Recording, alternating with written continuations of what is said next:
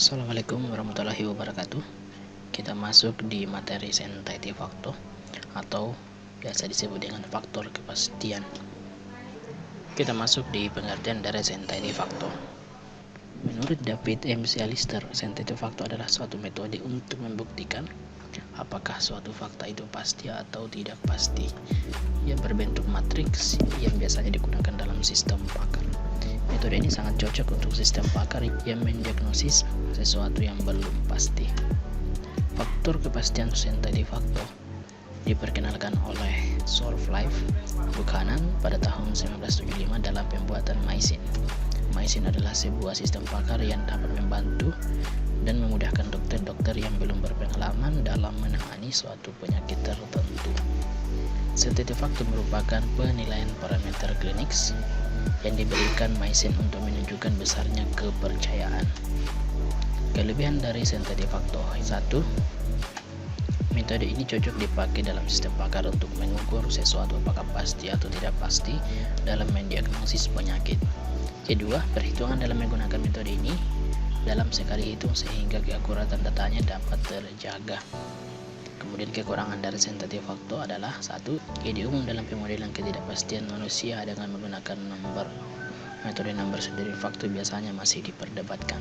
Kedua, metode ini hanya dapat mengelola kepastian atau ketidakpastian, artinya hanya 2 data saja, dan perlu beberapa kali pengolahan data untuk data yang lebih dari 2. Nah, kita masuk dalam contoh penerapan sentative factor. Studi kasusnya di sini adalah kita mau mendiagnosis penyakit pada sapi, ya, di mana di sini kita sudah dapatkan gejala-gejalanya. Tentunya gejala-gejala ini kita dapatkan dari pakarnya atau ahlinya. Dan di sini sudah ada penyakitnya, ada 21 gejala dan ada 6 penyakit, ya. Di antaranya ada penyakit Brucellosis dan lain sebagainya. Kemudian kita masuk di rulesnya. Rulesnya di sini adalah aturan, ya, dimana di sini ditandai dengan kode dan centang, ya, artinya jika dia penyakit 1 maka gejala-gejalanya akan terbaca di sini, dan ada penyakit kedua, gejalanya di sini mulai dari G4 sampai G7, dan penyakit ketiga di sini mulai dari G3 sampai G7, ke-8 dan ke-10 sampai G11 dan seterusnya. Di sini sudah ada rules, ya, atau aturannya yang kita sudah dapatkan dari ahlinya atau pakar. Nah, kemudian kita masuk di cara pengerjaan. Nah, penggunaan dalam konsultasi diberikan pilihan jawaban yang masing-masing bobotnya sebagai berikut, mulai dari 0, di mana keterangannya sebagai berikut, ya. 1. Jika tidak sama dengan 0. Jadi keterangannya itu yang pertama adalah jika tidak nilainya adalah 0. Kemudian keterangannya jika dia tidak tahu nilainya adalah 0,2, dan ketiga ada sedikit yakin 0,4, cukup yakin 0,06, yakin 0,8, dan sangat yakin adalah 1. Jika derajat keterangannya mulai dari 0 sampai 1, ya. Nah, angka-angka ini nanti kita akan masukkan ke dalam aturan yang kita pakai dalam sentative factor. Nah, beberapa istilah yang digunakan dalam metode sentative factor, ya. Yang pertama ada evidensi. Evidensi di sini adalah gejala yang mendukung hipotesis, ya, disingkat dengan E, ya. Kemudian ada hipotesa. Hipotesa di sini adalah yaitu hasil yang dicari atau hasil yang didapatkan dari gejala-gejala, misalnya penyakit disingkat dengan H. Kemudian ada sentative factor dalam kurung H, E. Artinya sentative factor adalah hipotesis dan evidence, ya. Kemudian ada MB. MB di sini adalah ukuran kenaikan kepercayaan. Kemudian ada MD. MD di sini adalah kenaikan ketidakpercayaan. Kemudian kita masuk dalam contoh sentative factor yang mendiagnosa penyakit Brucellosis, ya. Kita masuk di aturannya. Jika demam tinggi dan badan lemah dan turun berat badan dan mengalami aborsi, maka dia masuk di penyakit Brucellosis, ya. Tentunya penyakit ini tadi sudah kita tentukan atau kita sudah temukan di aturan yang ada di rules, ya. Nah, langkah pertamanya adalah pemecahan rules, di mana premis atau ciri majemuk menjadi rule dengan premis ciri tunggal seperti contoh sebagai berikut. Nah, if, ya, jika demam tinggi maka Brucellosis, jika badan lemah maka juga masuk dalam Brucellosis, dan sebagainya sampai di bagian terakhir adalah di gejala terakhir adalah mengalami aborsi. Maka juga keempat ini masuk dalam kategori preukolosis ya. Nah, selanjutnya kita masuk menentukan nilai sensitif faktor di pakar masing-masing. Nah, di sini kita sudah tentukan rulesnya ya, dengan nilai jika G1 nilainya adalah 0,2, nilai tertingginya adalah 0,2, dan G2 badan lemah nilainya 0,4, G3 turun berat badan nilainya paling tinggi adalah 0,6, dan G4 mengalami aborsi yaitu adalah 0,4.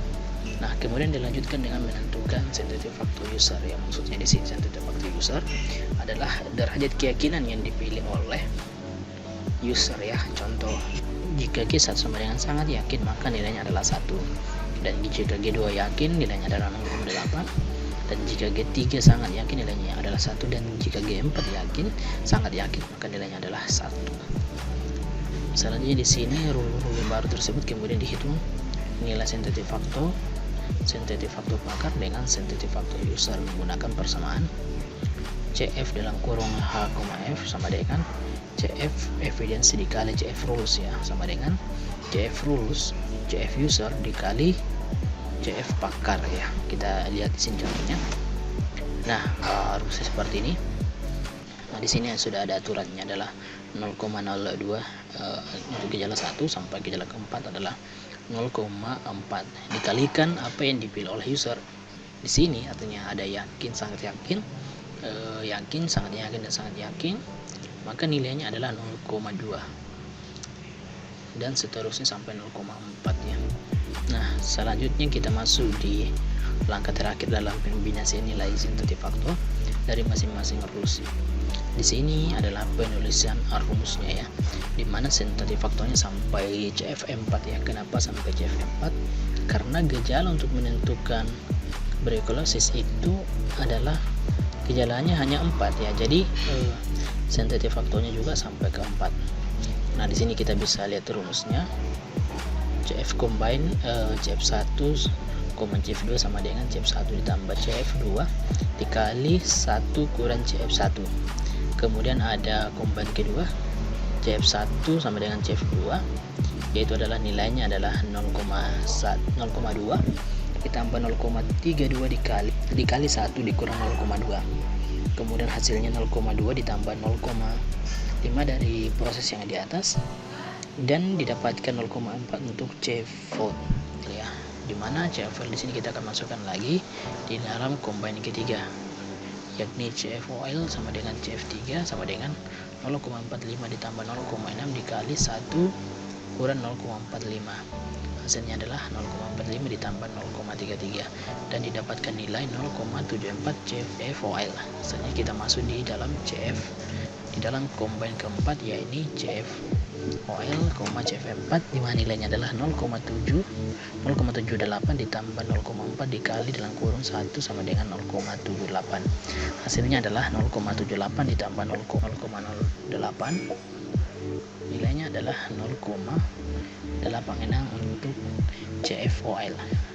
Jadi persentase keyakinan untuk combine terakhir yakni combine dikali 100% dan didapatkan nilai 0,86 dikali 100%, hasilnya adalah 86% ya.